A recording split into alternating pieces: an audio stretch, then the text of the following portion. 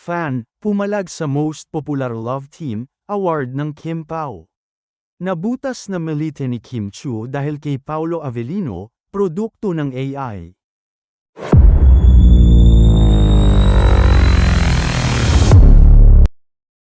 Nagbubunyi na naman ang Kimpolandia sa panibagong parangal na nakuha ng kanilang mga lodi na sina Kim Chiu at Paolo Avellino, pero may ilan sa mga ito ang hindi nasiyahan.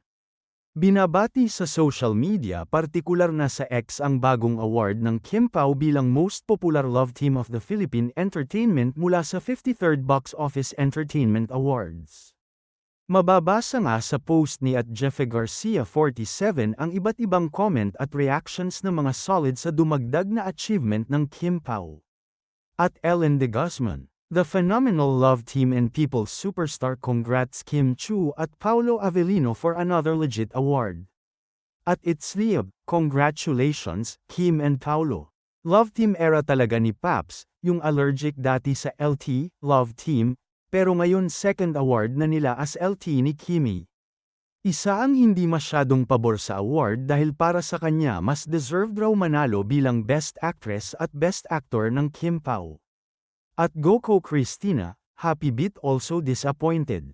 They deserve more Best Actress and Best Actor awards. Not popularity. They're not love team, but just partners.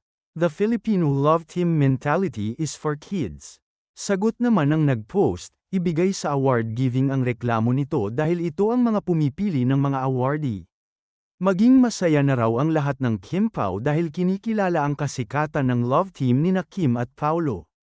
Major award ang Most Popular Love Team dahil maraming love teams ang kinabog ng Kim Pao sa kanilang natanggap na karangalan. Samantala, sa halip na maimbierna ang maraming Kimpolandia sa kumalat na photo sa X nina Kim Chiu at Paolo Avellino sa airport patungong Cebu para sa shooting o taping ng kanilang serye na The Alibi, pinagtawanan na lang nila ito. Na-highlight kasi sa larawan na magkatabi ang dalawa para sa photo op at naka-love sign pa si Kim. Mapapansin ang natuklap na bahagi ng hand carry luggage ng aktres.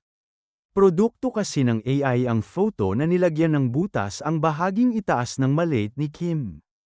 Tawang-tawa ang ilan dahil bukod sa hindi totoo na natuklap ang melite ni Kim. Pagkaliit-liit naman ng melite ni Paolo sa tabi niya.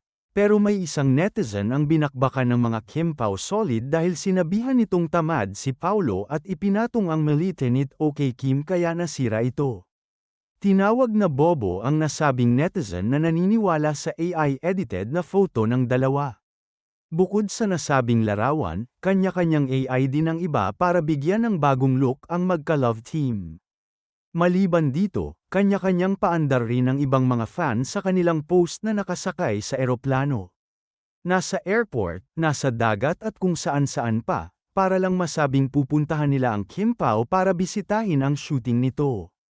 Pero ang ilan ay para ipakita ang kanilang suporta at kasiyahan dahil matutuloy ang ikatlong serye ng dalawa, kahit delulo lang ang ilan sa pa-travel.